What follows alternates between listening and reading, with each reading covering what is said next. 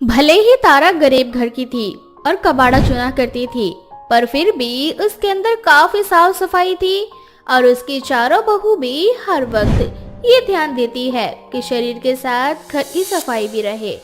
ऐसे ही एक दिन तारा कबाड़ा चुनकर घर आती है और अपनी बहू से कहती है, दिशा, अंजलि, कोमल और कविता, बहू आज मैं 3 कट्टे ही कबाड़ा लाई हूँ, इसीलिए घर के बाहर बैठकर कबाड़ा छाट लो। देखो, लोहे की चीजें अलग करनी है और प्लास्टिक की अलग। अभी लोहा महंगा है, समझी तुम सब? माँ जी, आप 3 कट्टे लेकर आई हैं, पर हम तो 4 बहू हैं। एक बहू क्या करेगी? एक बहू मेरे साथ घर का काम करेगी। अरे घर में भी तो काम होते हैं। अब जल्दी से तुम तीनों घर के बाहर बैठकर कबाड़ा छाटो। मैं कविता बहू के साथ घर के काम कर लूंगी। अब तारा की तीनों बहुएं घर के बाहर बैठकर कबाड़ा छाटने लगती है। तभी वहाँ एक औरत सर में खुजली करते हुए वहाँ आती है। मेरे पास ये कुछ कबाड़ा रखा है, ये भी ले लो और इसके बदले जो पैसे बनते हैं मुझे दे दो। आंटी जी, अगर आपको कबाड़ा बेचना है तो आप ना हमारी सासू माँ से बात करो, ये काम उनका है। हम तो बस कबाड़ा छाट कर अलग करते हैं। दीदी, कहीं ऐसा तो नहीं कि इस औरत के सर में जुएं हैं? इसे मना कर देते हैं। देखो ना, जब से आई है सर ही खुजा रही है। अंजलि, हम ऐसे ही अपने ग्राहक को भगा नहीं सकते। अगर माँ जी को पता चल गया तो वो तो बेकार में ही हमसे नाराज हो जाएंगी। तुम जाकर माँ जी को बुला लो, वो खुद देख लेंगी कि उनको क्या करना है। अरे तुम दोनों अब आपस में ही लगी रहोगी या अपनी सास को भी बुलाओगी? मेरे पास अभी बहुत काम भी पड़े हैं। इतना बोलकर वो औरत खड़े खड़े अपने सर से जुएं निकाल कर मारने लगती है। ये देखकर अंजलि, कोमल और दिशा को बहुत गुस्सा आता है और वो तीनों चाहकर भी कुछ नहीं कर पाती। और कोमल गुस्से में घर के अंदर जाती है और अपनी सास से कहती है, माँ जी, एक औरत आई है जुए वाली, कबाड़ा लेकर खड़ी है। उस औरत से ना आप ही बात करो। खड़े खड़े उसके सिर से जुए निकल रहे हैं और वो मारी जा रही है उन जुओं को। मुझे तो देखकर ही घिन आ रही है। मैं बात नहीं कर सकती उससे। ये बड़े लोग खुद को तो अमीर कहते हैं, पर सफाई रत्ती भर की भी नहीं रखते। इनसे तो अच्छा हम गरीब कबाड़ी वाले हैं, कम से कम घर के साथ अपनी सर की सफाई तो रखते हैं। इतना बोलकर तारा गुस्से में बाहर आती है, क्योंकि तारा और उसकी चारों बहुओं को जुए वाले लोगों से नफरत थी। इसलिए तारा गुस्से में उस औरत से कहती है, देखो बहन, हमें तुम्हारा कबाड़ा लेने में कोई हर्ज नहीं है, पर जिसके सर में जुए होते हैं, मैं उनसे बात करना भी पसंद नहीं करती। माना कि हम गरीब और कबाड़े वाले हैं, पर इसका मतलब ये तो नहीं कि हम किसी से भी कबाड़ा ले लें। क्या पता तुम्हारे कबाड़े के जरिए हम चारों पांचों सास बहुओं के सर में भी जुआ आ जाए और फिर तुम्हारी वजह से हमारा ये काम भी बंद हो जाएगा और हमसे लोग दूर भागेंगे, जैसे अभी हम तुमसे भागने की कोशिश कर रहे हैं। देखो तो जरा, गरीब कबाड़ी वाली के अंदर कितना घमंड है। तुम पांचों मेरे जुए से भाग रही हो ना। भगवान करे तुम्हारे घर भी जुए वाली बहू आ जाए। एक बेटा कुंवारा है तुम्हारा, सुना है मैंने। देखना, उसकी शादी एक जुए वाली लड़की से ही हो। बोलकर वो औरत अपने सर का एक जुआ निकाल कर जाते हुए दिशा के सर में ढाल देती है। इस बात से बेखबर दिशा फिर से कबाड़ा छाटने लगती है। अब इसी तरह से 1 हफ्ते बीत जाते हैं और दिशा के सर में खुजलियां होने लगती है। हे भगवान, कुछ दिनों से मुझे इतनी खुजली क्यों हो रही है सर में? खुजली की वजह से मैं कोई काम भी नहीं कर पा रही हूँ। क्या हुआ दीदी, सर खुजाते हुए क्या बड़बड़ा रही हो? कोई परेशानी है क्या? भला मुझे क्या परेशानी होगी, बस इन डैंड्रफ ने मुझे परेशान कर रखा है। देख रही हो सर में कितनी खुजली हो रही है। क्या एक बार तुम मेरा सर देख दोगी? अब कोमल अपनी जेठानी का सर देखती है और अपनी जेठानी के सर में जुए देखकर जोर जोर से चिल्लाती है, दीदी, आपके सिर में तो जुए हो गए हैं और अगर माँ जी को पता चल गया कि आपके सिर में जुए हैं तो वो जुओं को छोड़कर ना आपको ही घर से निकाल देंगी। आपको तो पता है ना कि माँ जी को कितना ज्यादा नफरत है जुओं वालों से। क्या अब मेरे सर में जुए हो गए? हो ना हो ये काम उसी औरत का है। देख कोमल, तू मेरी देवरानी है ना, मैं तेरे बदले का काम कर दिया करूंगी। बस तू ये राज ना घर वालों से छुपा ले। अगर तूने मेरी बात नहीं मानी तो मैं अपने जू तेरे सर में डाल दूंगी। लेकिन दीदी, ये राज ना कब तक छुपाओगी? एक ना एक दिन माँ जी को पता चल ही जाएगा। कोमल बस तू मेरा साथ दे दे, मेरे पास एक प्लान है। माँ जी देवर जी के लिए एक लड़की देखने जा रही है। हमारी जो नई देवरानी होगी उसके सर में अपने जुएं डाल दूंगी और सारा इल्जाम भी उसके सर पर डाल दूंगी। ये कह दूंगी कि इसकी वजह से मेरे सर में जुएं हो गए। इस तरह मैं बच जाऊंगी और हमारी नई देवरानी फंस जाएगी। अब कोमल दिशा का साथ देती है। बहुत जल्द दिशा के सबसे छोटे देवर की शादी परी नाम की लड़की से हो जाती है। परी के ससुराल में आते ही बड़ी ही चालाकी से दिशा अपने जुएं उसके सर में डाल देती है। परी इस बात से अनजान थी कि उसकी सास को जू वाले इंसानों से सख्त नफरत है। साथ ही साथ उसके सर में जू है और इसलिए उसके सर में खुजली हो रही है। अब बेचारी परी अपनी सास के पास जाती है और अपनी सास से कहती है, माँ जी, जब से मैं यहाँ आई हूँ ना, तब से मेरे सिर में बहुत खुजली हो रही है। क्या आप एक बार मेरे सिर में देख लोगी कि आखिर क्या वजह है जो मेरे सिर में इतनी ज्यादा खुजली हो रही है? हाँ हाँ बहू, क्यों नहीं। अब तारा जैसे ही परी का सर देखती है, वो उसके सर के जुओं को देखकर उससे नाराज हो जाती है और उस पर गुस्सा होने लगती है। बहू, तूने मुझे धोखा दिया। तेरे सर में कितने सारे जुएं हैं। शादी से पहले ही मैंने पूछा था कि तेरे सर में जुएं तो नहीं, पर तूने कहा कि नहीं। फिर तेरे सर में इतने सारे जुएं कहाँ से आए? हमारे घर में तो किसी के सर में जुएं नहीं है। क्या मेरे सिर में जुएं हो गए हैं? मुझे तो खुद जुएं नहीं पसंद माँ जी। मुझे बहुत नफरत होती है जिनके सिर में जुएं होते हैं, और मेरे सिर में जुएं कहाँ से आ गए? माँ जी याद करो, उस औरत ने आपको श्राप दिया था। मुझे तो लगता है ये वही श्राप है और इस लड़की ने आपसे जरूर कुछ झूठ कहा होगा। बस करो दीदी, अब आप कितना झूठ बोलोगी? माँ जी, मैं आपको सच बताती हूँ। सबसे पहले ना दिशा दीदी के सिर में जुए थे और उन्होंने ही मुझसे कहा था कि मैं ये सच छुपा लूं आपसे, और दीदी ने ही परी के सर में जुए डाले हैं। अगर ऐसा है तो तूने इतने दिनों तक सच क्यों छुपाया और अब ये बात क्यों बता रही है? क्योंकि दीदी ने मुझे धमकी दी थी। अब मैं इसीलिए सच बता रही हूँ, क्योंकि मेरे सिर में भी जुए हो चुके हैं। तो ये वजह है, इसीलिए मेरे सर में भी खुजली हो रही है। दीदी, आपने सबके सर में जुएं कर दी। इतना बोलकर तारा की सारी बहुएं रोने लगती है और तारा देखती है कि उसकी 5 बहुएं अपना सर खुजा रही है, क्योंकि दिशा की लापरवाही की वजह से उसकी 5 बहुओं के सर में जुएं हो चुके थे। जिसके बाद बेचारी तारा कबाड़ा ना छाट कर सबसे पहले अपने बहुओं के सर के जुएं निकालती है। काजल, अर्पित और निशा तीनों ही बहुत अच्छे दोस्त हैं और वो तीनों एक ही कॉलेज में पढ़ते थे। काजल अर्पित से बहुत प्यार करती थी, पर अर्पित निशा से प्यार करता था। ऐसे ही एक दिन काजल अर्पित को अपने दिल की बात बताने के लिए कॉलेज आती है, जहां वो अर्पित और निशा को एक साथ देखती है। निशा, कब हमारा कॉलेज खत्म होगा और कब हम दोनों एक साथ होंगे? अर्पित, तुम्हें क्या हो गया है? बस कुछ ही महीनों की बात है, हमारा कॉलेज भी खत्म होने वाला है। और वैसे भी कॉलेज खत्म होने से ज्यादा ये सोचो कि तुम अपनी माँ को कैसे मनाओगे। उन दोनों को साथ में देखकर काजल को पता चल जाता है कि अर्पित निशा से प्यार करता है। ये सब जानकर काजल को बहुत गुस्सा आता है और वो निशा के पास जाकर उससे कहती है, निशा, तुम अर्पित के लायक नहीं हो। तुम्हें नहीं लगता क्या कि तुम्हें अर्पित को छोड़ देना चाहिए? ये तुम क्या कह रही हो? साफ साफ कहो ना। ठीक है, अगर तुम चाहती हो तो मैं साफ साफ और बिल्कुल सच सच कह देती हूँ। मैं अर्पित से प्यार करती हूँ और हम दोनों ही रिच हैं। हम दोनों की जोड़ी मैच करती है, पर तुम गरीब हो। तुम अर्पित के साथ बिल्कुल अच्छी नहीं लगोगी, इसीलिए हमारे रास्ते से निकल जाओ। काजल निशा से ये सब कह ही रही होती है कि तभी वहाँ अर्पित आ जाता है और वो काजल की सारी बातें सुन लेता है। काजल जी, तुम्हारी गलत फहमी है। ऐसा कभी नहीं हो सकता। मैं और निशा एक दूसरे को बहुत पसंद करते हैं और मेरी माँ ने भी इस रिश्ते के लिए हाँ कर दिया है। तो प्लीज तुम हम दोनों की जिंदगी से दूर जा सकती हो। पर अर्पित, ये लड़की तुम्हारे लिए सही नहीं है। तुम्हारे लिए सही मैं हूँ। तुम्हें मुझसे शादी करनी चाहिए। वैसे भी मैं तुमसे बहुत प्यार करती हूँ। इस तरह से काजल अपने प्यार की दुहाई अर्पित को देती है, पर अर्पित उसकी एक नहीं सुनता और निशा को लेकर वहाँ से चला जाता है। अब इसी तरह से कुछ महीने बीत जाते हैं और काजल की मुलाकात अर्पित के बड़े भाई सूरज से होती है। वो दोनों एक ही ऑफिस में काम करते थे।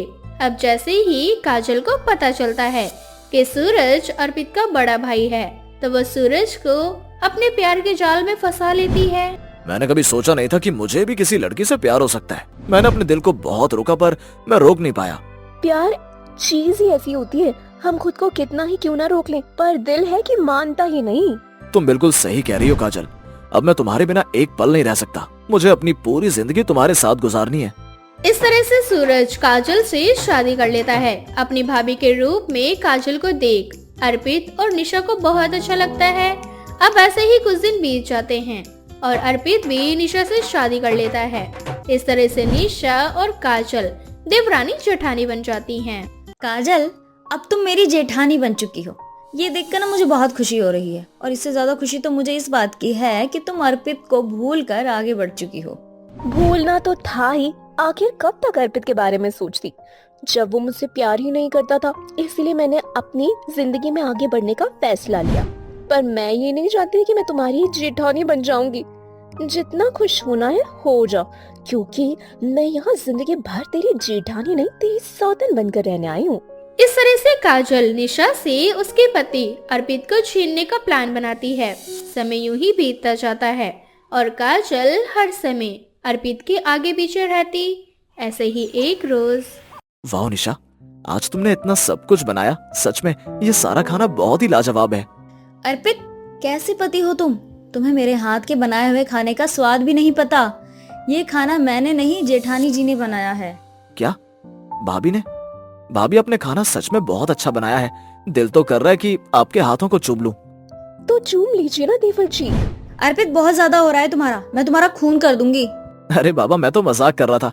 अच्छा, मेरा खाना तो हो गया, मैं ऑफिस जा रहा हूँ। मैं इस निशा को तो छोड़ूंगी नहीं, हमेशा ये हमारे बीच में आ जाती है।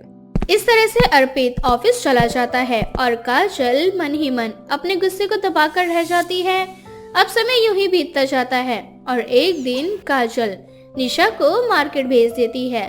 उस दिन अर्पित घर पर था।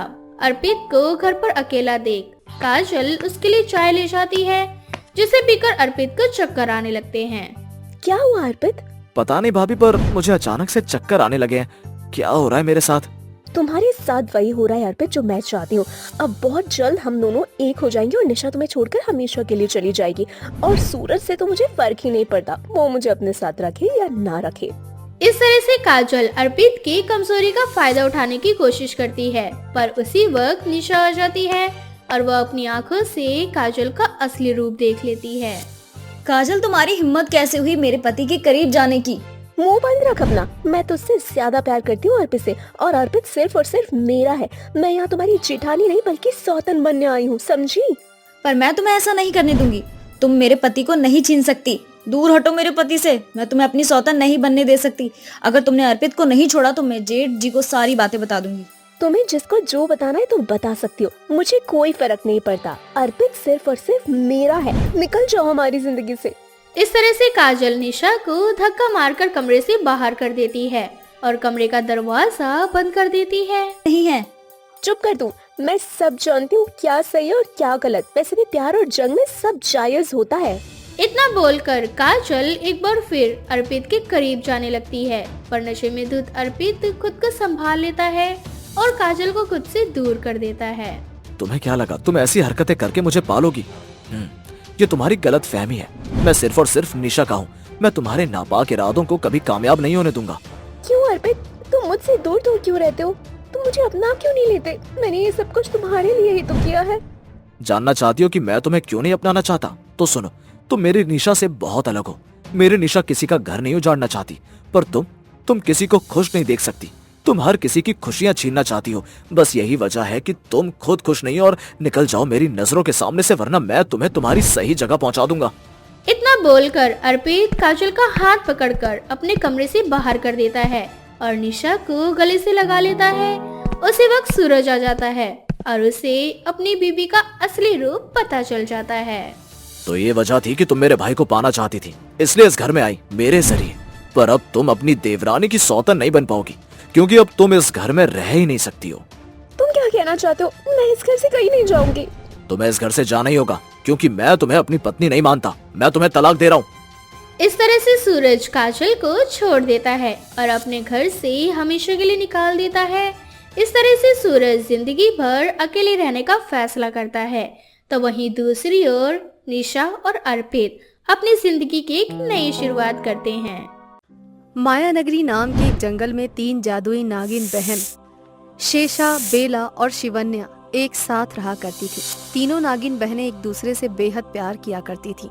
ऐसे ही एक दिन बेला, शिवन्या, तुम दोनों का कभी भी मानव लोक जाने का मन नहीं करता क्या?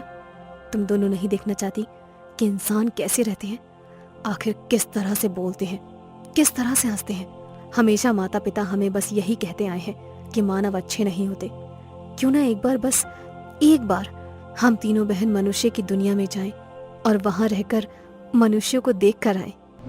मन तो मेरा भी बहुत करता है कि मैं भी एक बार मनुष्य की दुनिया में जाऊं और वहां के लोगों के साथ रहूं, परंतु डर लगता है अगर माता पिता को पता चल गया तो ये कि वो लोग हमें घर से धक्के मार के निकाल देंगे, साथ ही साथ नागिन लोग से भी।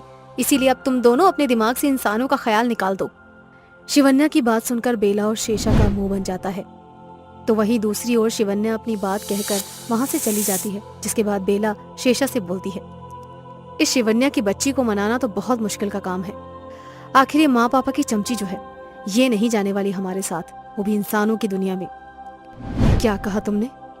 जो तुमने सुना, अब जल्दी से तैयार हो जाओ, क्योंकि हम दोनों इंसान की दुनिया में जा रहे हैं। बस समझ ये नहीं आ रहा कि शिवन्या की बच्ची का क्या करें।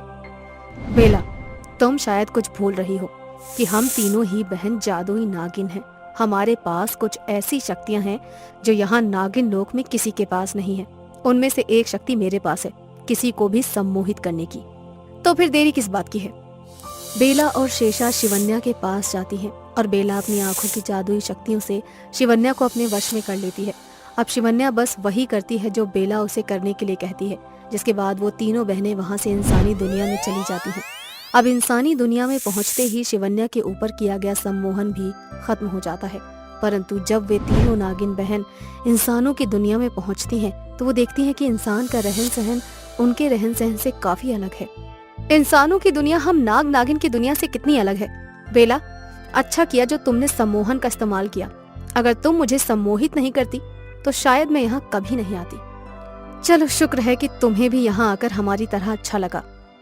जिसके बाद वो तीनों जादुई बहनें इंसानों का रूप धारण कर लेती हैं और एक साधारण सुंदर सी लड़की बनकर बाजार में घूमने लगती हैं। तभी उन तीनों बहनों की नजर एक बेकरी की दुकान पर पड़ती है। अरे वो देखो, वो तो एक बेकरी शॉप है। इसका मतलब उस दुकान के अंदर कई तरह के केक और पेस्ट्री रखे होंगे। चलो, हम जल्दी से उस दुकान के अंदर चलते हैं। अब वो तीनों बहन उस दुकान के अंदर चली जाती हैं, परंतु उस समय दुकान के अंदर कोई भी नहीं होता और शेषा खुद को रोक नहीं पाती और खुद उस दुकान के अंदर से कुछ केक निकालकर अपनी दोनों बहनों के साथ खाने लगती है। तभी वहाँ अर्णव नाम का एक सुंदर सा लड़का आता है, जिसे देखकर शिवन्या पहले ही नजर में उसकी दीवानी हो जाती है और वो उन तीनों को इस तरह से केक खाता देखकर हैरान हो जाता है। और तभी वहाँ तारा आ जाती है। उन तीनों बहनों को केक खाता देख गुस्से में लाल पीला होकर बोलती है, कौन हो तुम तीनों? और तुम तीनों ने मेरी दुकान की कैसी हालत कर दी है? और अर्णव, तू यहाँ क्या कर रहा है? मैं तेरी जिम्मेदारी पर ही दुकान छोड़कर गई थी और तू एक नंबर का नालायक है। इसमें मेरी क्या गलती है? माँ आपने ही मुझे अर्जेंट में बुलाया और दुकान की चाबी आप ही के पास थी। इस वजह से मैं दुकान बंद नहीं कर पाया और जब मैं दुकान से निकल गया तब आपने मुझे फिर से दुकान आने को बोला और जब मैं दुकान आया तो मैंने ये सब देखा। सब गलती मेरी है और तुम तीनों चुपचाप से पैसे निकालो। जो तुमने मेरे दुकान का नुकसान किया है उन सब के पैसे वो क्या होते हैं? हमारे पास ऐसी कोई वस्तु नहीं है। और एक बात, हम तीनों से थोड़ा तमीज से बात करो। तुम नहीं जानती कि हम तीनों कौन हैं। मुझे जानना भी नहीं है कि तुम तीनों कौन हो। तुम तीनों को तो देखकर भी ऐसा लग रहा है कि तुम तीनों राक्षस हो जिसने आज से पहले कभी केक ही ना खाया हो। इस तरह से तारा उन तीनों जादुई नागिन बहनों से पैसे मांगने लगती है, परंतु वे तीनों पैसे नहीं दे पाती। अब शेषा उसकी बात सुनकर बहुत ज्यादा चिड़चिड़ी हो जाती है, जिस वजह से वो अपनी जादुई शक्तियों की मदद से बहुत सारे सोने चांदी के सिक्के उसके सामने लाकर रख देती है और उससे बोलती है, तुम इंसान बहुत लालची होते हो। देखो, जो वस्तु तुम हमसे मांग रही हो वो हमारे पास नहीं है, परंतु ऐसे कई सारे सोने चांदी और हीरे जवाहरात मेरे पास हैं। अगर तुम्हें चाहिए तो हम तीनों बहनें मिलकर तुम्हारी इस दुकान को इन सब से भर सकते हैं। तो अब कृपया करके हमें यहाँ से जाने दो। चलो शिवन्या। इतना बोलकर शेषा बेला शिवन्या का हाथ पकड़कर वहां से चली जाती है। ऐसे ही कुछ दिन बीत जाते हैं। शिवन्या छुप छुप कर अर्णव को देखने के लिए इंसानी दुनिया में जाती ऐसे ही एक दिन तीनों बहन साथ बैठकर अपनी जादुई शक्तियों का प्रयोग करती हैं कि तभी शिवन्या बोलती है, बेला, शेषा, मुझे इंसानों की दुनिया में जाना है। मैंने उस दुकान में जिस लड़के को देखा था, पता नहीं उसकी आंखों में ऐसी कौन सी जादुई शक्ति थी कि मैं उसके चेहरे को भूल नहीं पा रही हूँ। मुझे लगता है कि मुझे उस इंसान से प्यार हो गया है। मैं उसके साथ ही अपनी पूरी जिंदगी बिताना चाहती हूँ। और तुम दोनों को याद है ना, माता पिता ने हमसे हमेशा यही कहा है, जो पहली नजर में भा जाए वही हमारा जीवन साथी होता है। पर शिवन्या, माता पिता बिल्कुल सही कहते हैं, इंसान अच्छे नहीं होते, और ये चीज हमने खुद देखी है। मैं नहीं जानती कि इंसान अच्छे होते हैं या बुरे, पर मेरे दिल ने जिसे चुना है वो एक अच्छा इंसान है। अब शिवन्या के बार बार बोलने पर बेला और शेषा उसके साथ एक बार फिर इंसानी दुनिया में जाने के लिए तैयार हो जाते हैं। और कुछ देर बाद वो तीनों नागिन बहन अपना नागिन रूप बदलकर इंसानी रूप में आ जाती हैं और उसी दुकान में वापस जाती हैं जहां शेषा तारा से शिवन्या और अर्णव के रिश्ते की बात करती है, परंतु तारा इस रिश्ते से मना कर देती है और गुस्से में आकर शेषा अपना नागिन रूप धारण कर लेती है और डराते हुए तारा से बोलती है, देख ले बुढ़िया, हम तीनों नागिन हैं, वो भी जादुई नागिन। अगर तूने इस रिश्ते के लिए हाँ नहीं किया तो मैं तुझे और तेरे बेटे को हमेशा के लिए भगवान के पास पहुंचा दूंगी। मुझे ये रिश्ता मंजूर है, पर अब मुझे छोड़ दो। मेरा बेटा यहाँ नहीं है।